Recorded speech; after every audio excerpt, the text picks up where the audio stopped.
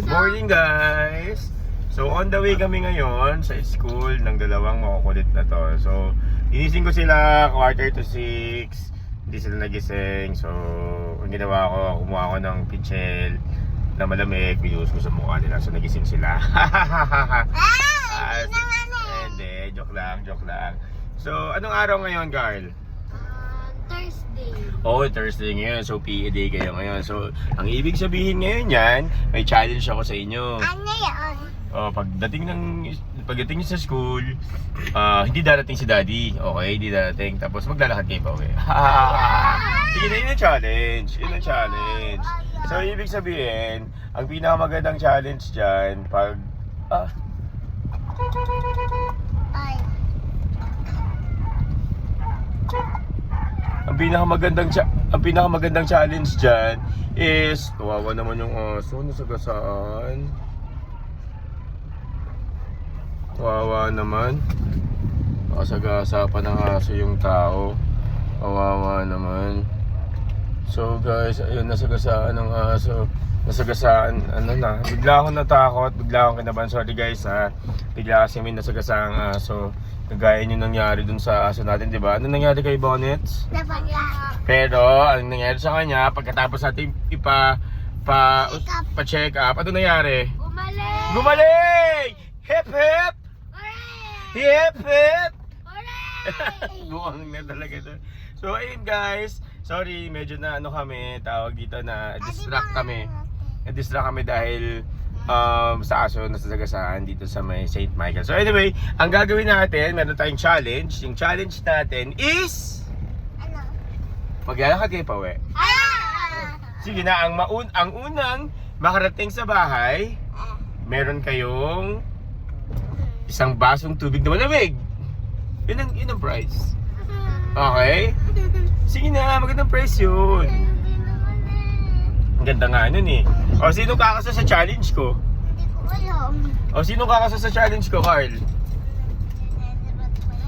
Ha? Sino kakasa sa challenge ko? Dapat may ako. Daddy, pwede dating natin sa school mag-vlog din tayo.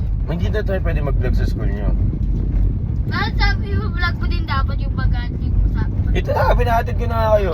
Vlog ko kayo. Sa amin din. Pagsundo sa inyo? Kasi saka na lang siguro. So yun nga, may challenge nga. Ay naman, naiiba na tayo ng usapan eh. May challenge nga ako sa inyo. Ano ba yun? O, hawak mo muna, Angel. Ano muna challenge? Hindi ko alam sino. Sige na, ikaw Carl. Yung challenge, ano ba yan? Yung challenge ko nga sa inyo is yun nga, maglalakad kayo, pauwi. Sobrang init. Tapos darating kayo sa bahay. Ano kayo? Tawag dito. Wag may ganyan. Ganun-ganunin. Makakahilo yan. So, ang gagawin natin, mag-challenge nga tayo. Pagdating nyo sa bahay, ang unang makarating sa bahay, meron 3 ice cube na nakalagay sa tubig. So, sarap yan. Sige na, peace. Ice cube, tapos dalawa isang... Okay na. Sige na, challenge ha. Hindi ko isusunduin. Hindi ko kayo... Walang darating na daddy. Wala. Okay? So, yun guys. Ang challenge ko sa kanila is... Hindi ko sila susunduin. Maglalakad sila pa uwi. Okay o. Ayan o. Sobrang layo. Okay.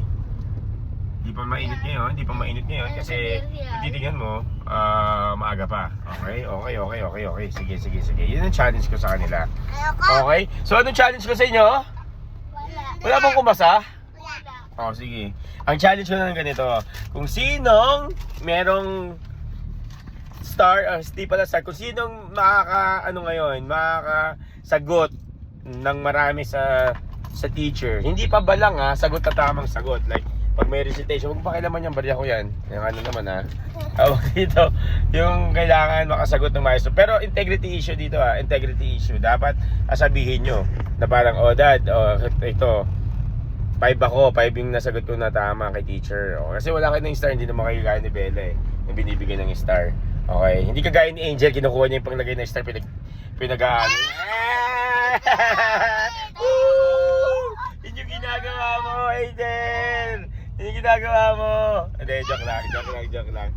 So, ayun nga, guys. So, technically, yun yung gagawin namin is, the challenge is, tawag ito, Kung sino yung marami sagot. Ha, dapat sabihin yung totoo ha. Opo. Oh, Jesus is watching you, okay? Okay. Sige. Okay, yun guys, yun lang ang aming video for today. Today is... Sunday! Ay ba?